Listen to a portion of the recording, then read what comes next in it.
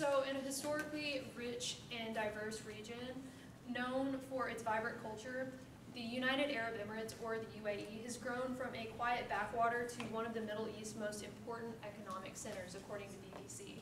Hello, my name is Bryn McNabb, and today I'm here with my colleagues, Yasser Al-Marwani, Francesca Ward-Ramos, as well as John Nicholson, as advisors to the royal family of the UAE, to talk to those of you interested in investing in the businesses in our country and what that could mean for you.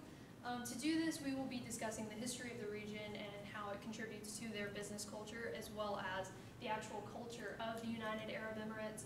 Then we will move into the economy and a little bit about the geography and infrastructure. So just to get started, once again, here's the overview of what we'll be covering in terms of history, culture, the economy, and the geography and infrastructure. So I will get started on the history of the region. As I said, my name is Bryn, and I am an ancient Middle Eastern historian. This is one of my favorite topics to discuss, simply because it is so rich and it does contribute so greatly to their culture today. So to do this, we will be talking about the ancient history of the region and the Silk Road and Indian maritime system, as well as moving into the rise of Islam and its spread, and then how this contributes to the country today and how this builds the business environment. So I have a map here that I would like to point out one of the most significant regions. So we have the Silk Road routes here. So over here, obviously, we have China, which isn't pictured. And these blue routes are the Indian maritime system.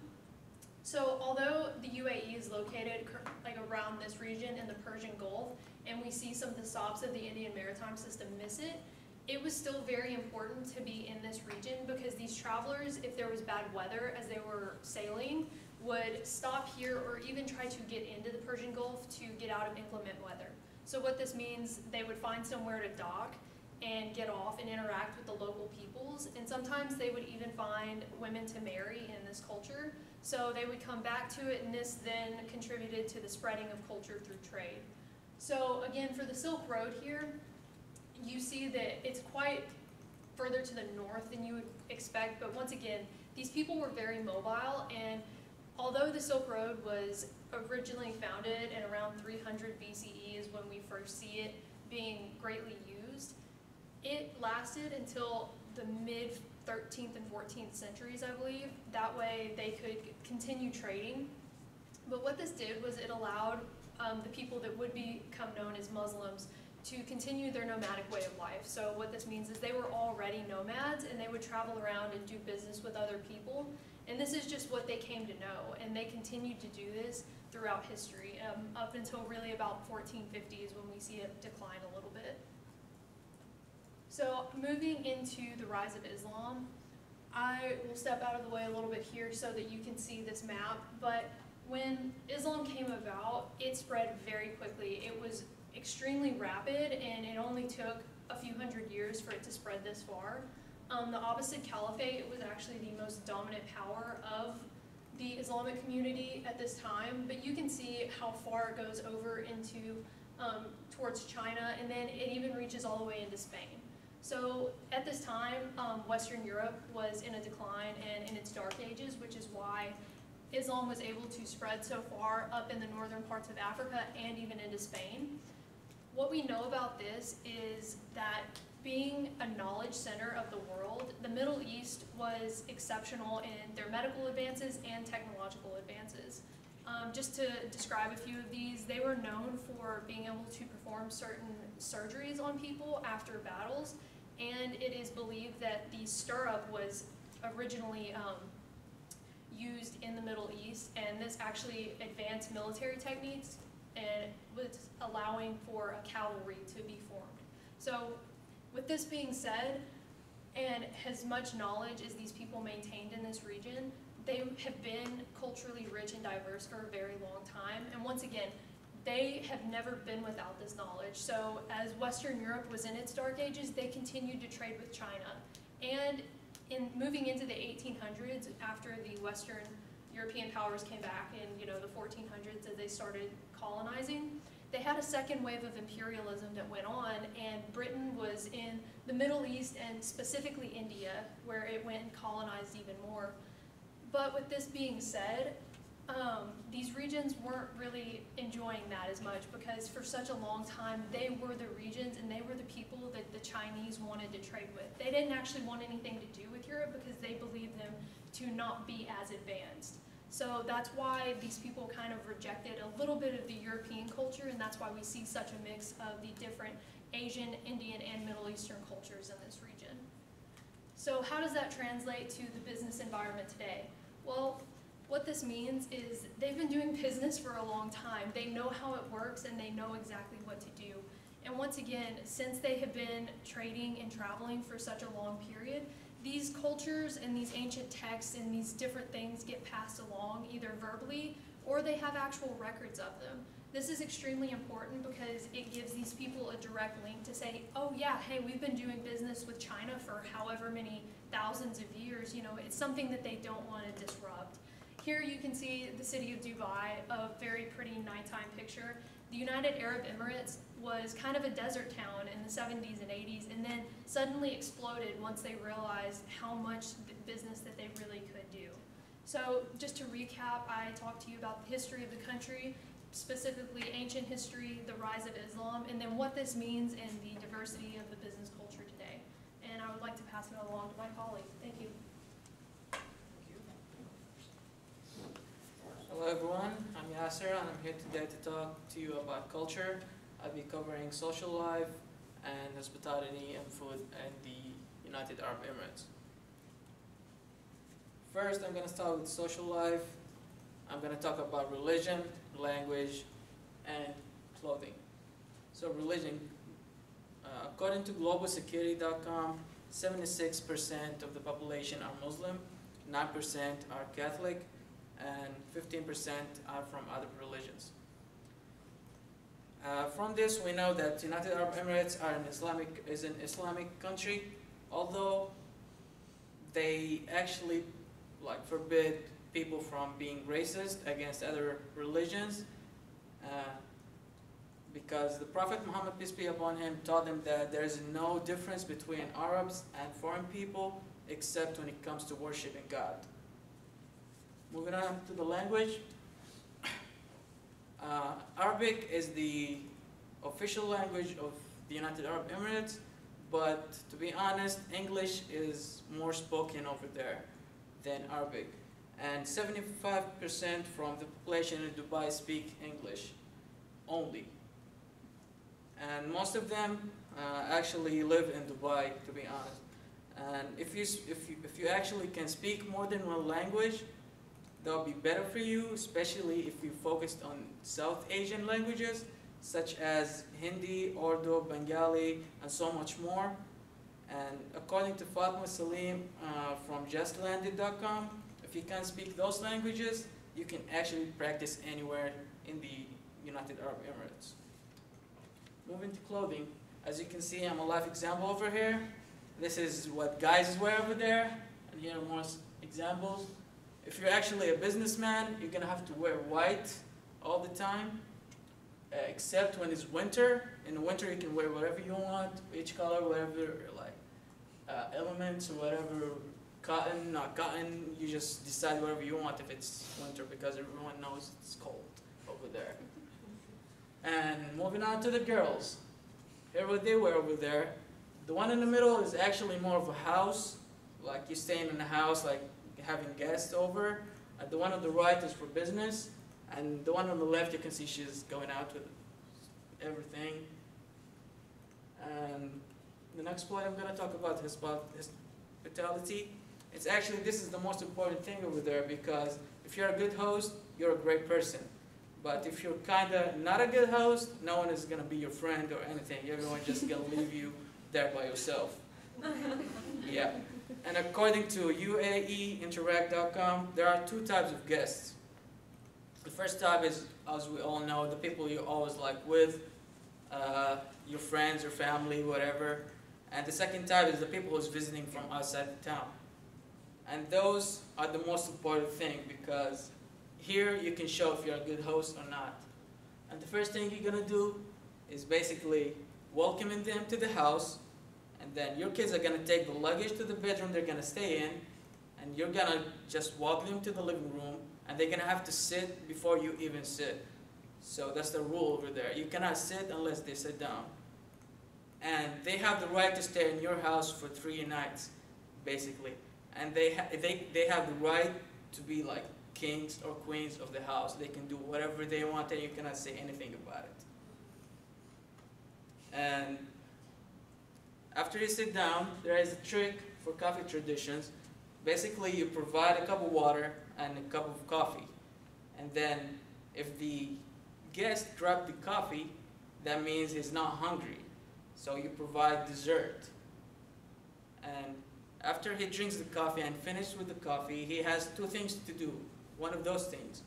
First one is put his hand at the top of the cup and shake it, which means I don't need more coffee. Just stop giving me coffee. But if he put it over there on the table, that means you need more coffee or more dessert. So he's going to provide you with that. On the other hand, if he drinks the cup of water, that means he's hungry or she's hungry. So you're going to have to provide food. And this is the funny part, because if they ask for food, if you did that, you're going to have to slaughter a sheep or a small camel to provide like a huge meal of food for them. Which takes me to the food traditions. Basically, they can go to the table, which is they can see the food and everything. They can sit wherever they want. You cannot sit down before them. And then after they sit down, everyone sits down, and no one starts eating food until the guest starts eating food. So basically, if you just walked around, the food is right there, no one's going to eat the food until he starts or she starts. And after they start, as a host, you're going to have to provide them the meat. Basically, you're going to have to cut the meat and give it to them. Every time they finish the meat, you're going to have to do the same. Every time. And then you cannot leave the table until they leave. Which, when I'm talking until they leave, I'm talking about all the guests, not just one. So basically, you're the last one leaving the table. And since we're talking about the food, we're going to the last point I'm going to talk about. Is food. I'm going to talk about the traditional food and like the best meals and best restaurants. And I'm going to start with this one. It's called Expectation. And it's actually a great meal, especially with the eggs. As you can see, it's stuffed. And you can stuff it wherever you want, like meat-wise. I'm talking lamb, beef, camel, whatever. And then vegetables. And the best place to get this food at is from Jumeirah Beach Resident. And it's in Dubai. And the second one I'm going to talk about is the Emirati Kabsa. This is actually the most important meal of the day for them, which is lunch. Because I believe 90% from the people eats this on lunch every day, to be honest. And as you can see, it's a combination of rice and meat and some vegetables on the side, maybe a salad. And to be honest, you cannot find a good restaurant for this meal. All you have to do is just go to a great mom who cares about your children and ask her to make you some. That's the best way to get it. And the last one is gaymat. It's basically a sweet kind of food. Basically, you provide it with coffee, and it's just a sweet candy. I don't know what it's made of, but it's amazing, to be honest. And to conclude here for myself, I talked about the social life in the UAE and the hospitality, and then I finished with food, and now I'm going to hand it over to my lovely partner, Francesca. Hi, I'm Francesca, and I'm the Royal Family's economist. Today I'm going to be talking to you about the open economy that the UAE has and some data to support that. I'm going to talk about the cost of living and also the quality of life. So, to begin, we're going to talk about the open economy. All data that is going to be represented on here is going to be from 2015, and all of the units have already been converted to the US dollar. So according to Forbes, as of 2015, their population was 5.8 million people, and their GDP was 370.293 billion US dollars. That leaves a GDP growth of 4.6% and an inflation of 2.3%. They have a high per capita income of $66,300 and a sizable annual surplus with a trade balance per GDP of 13.6%. The World Bank's data also confirms this and projects continual growing for the future. As of 2015, their unemployment is down to 2.4% and sees no chance of getting any higher than that for the years to come. Going into the cost of living, according to Numbeo, the UAE has a 9.94% lower cost of living than the US, but they have a 70.67% higher cost of rent. So this means that a one-bedroom apartment is going to be about $1,904.25, and then a three-bedroom is going to be around $3,345.75. They see a slight difference between the inner and outer cities, but it's really, really insignificant. This leaves the average monthly disposable salary after tax at $3,245.75. So about half of a person's paycheck is going to go into their rent. The top three most expensive cities of the UAE are going to be Dubai, Abu Dhabi, and then Sharjah. So going into the quality of life, Numbeo has a quality of life index, and the higher the score, the better it is. UAE scores at 141.46. So they score very, very high on their purchasing power index as well as safety and healthcare, but unfortunately score low on their property price to income ratio, obviously with half of their income going towards rent. And also their traffic commute time is going to be pretty long, as Austin is experiencing right now. According to Internation's data, 80% of their population is actually foreign. So this makes it an expat's paradise, as they call it. A lot of their population ends up coming in just for a short period of time, living there, and then returning to their foreign country. In the past year, their rental prices have also decreased, increasing their competitive market.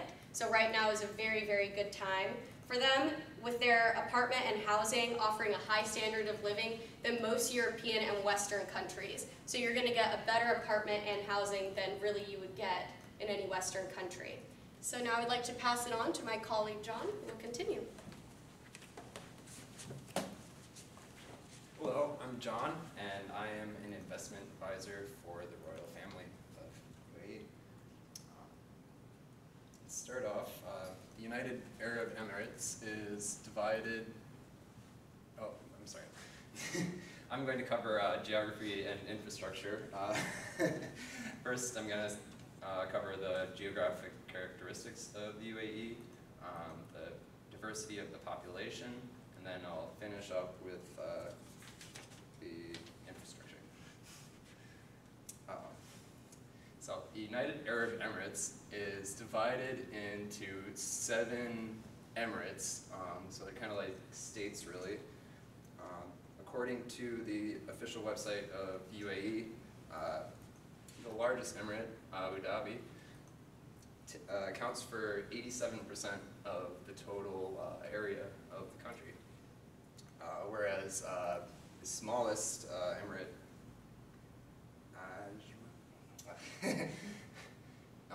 actually is only 100 square miles. So the United Arab Emirates is located in the Persian Gulf, between the Persian Gulf and the Gulf of Oman. This is an important place to be, basically because all of the traffic for oil shipping goes right through here. According to Abu Dhabi Guide, the temperature there, you have kind of hot summers and warm winters. I'd say it's pretty similar to actually Texas, with I mean a little bit higher with high temperatures in the summer reaching up to 113 degrees, and in winter getting as low as 55 degrees. Dubai has, or the UAE has a very diverse population. Dubai is the biggest city, encompassing over 35% of the entire population of the country. And the second biggest country, or biggest city is Abu Dhabi, which has another almost 31, 32%. And so the two cities combined, I mean, basically make up 2/3 of the entire country just from those two cities. And according to Business in Qatar magazine, the population is 40% Indian, almost 13% Pakistani, and 11% Emirati, and about 50% others. I mean, this is basically due to all of the workers coming in to build all these big projects. Although the data is a little, it's not quite on because the government of the UAE doesn't actually collect what ethnicity you are. Rather, the data comes from the embassies of the countries that people have come from to the UAE. The UAE has built a lot of infrastructure projects recently. Recently, they've completed a new airport, as well as somewhat recently the island here with a copy of Atlantis on it. Pretty cool. But the main thing I wanted to talk about was what's happening in the future. According to the Department of Municipal Affairs and Transport of Dubai, Abu Dhabi will be having the first Hyperloop system as proposed by Elon Musk. They're trying to do it in California, and Abu Dhabi got the bid. They are going to make it between Abu Dhabi and Al Ain, but it'll reach top speeds of up to 750 miles an hour, and the trip should take like 8 to 12 minutes.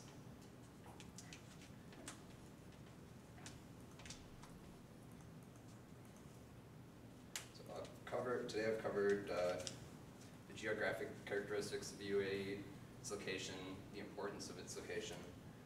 Talked about the diversity of its population, how it's made up of mostly people from other countries, really. And I talked about the infrastructure and what kind of developments are in the future and they've made recently. So now I'd like to put on a video for y'all and then hand it over to Francesca to conclude.